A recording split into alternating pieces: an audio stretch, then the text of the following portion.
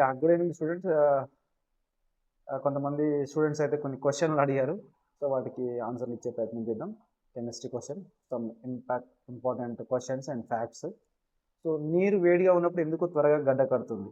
So, fact ఏంటంటే కొన్ని పరిస్థితుల్లో వేడి నీరు చల్లటి నీటి కంటే త్వరగా గడ్డ కట్టవచ్చు. దీన్ని ఎంపెంబా ఎఫెక్ట్ అంటారు.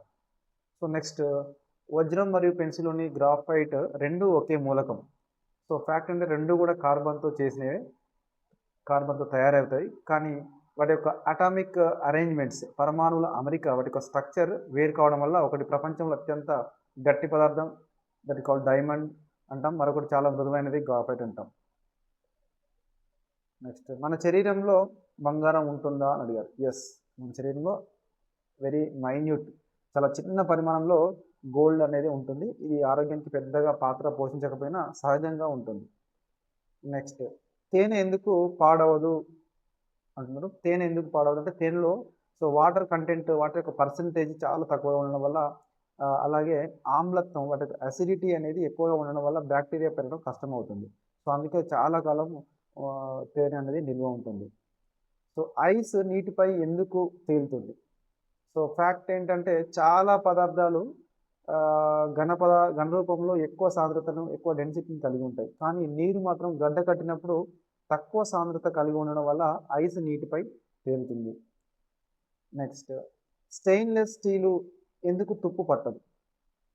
ఎందుకంటే ఇందులో ఉండే క్రోమియం అనేది గాలితో చెరిగలిపి ఒక పలుచని ఆక్సైడ్ లేయర్ని ఈ ఐరన్ చుట్టూ లేయర్లా ఫామ్ అవుతుంది.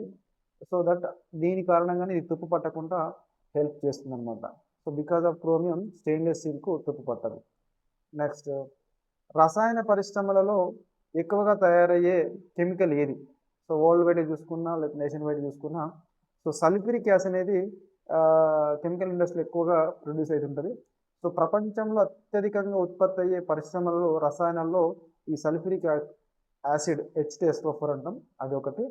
సో ఇది ఎక్కువగా ఎరువులు, బ్యాటరీలు, పెట్రోలియం శుద్ధి వంటి అనేక రంగాల్లో దీన్ని ఉపయోగిస్తారు. ఒక అంచనా ప్రకారం ఏ కంట్రీ అయితే ఎక్కువగా సల్ఫ్యూరిక్ యాసిడ్ ప్రొడ్యూస్ చేస్తుందో దాని యొక్క జీడిపి పెరుగుతుంది, లేదా అది అత్యంత త్వరగా డెవలప్ అయ్యే నేషన్గా చెప్పుకోవచ్చు.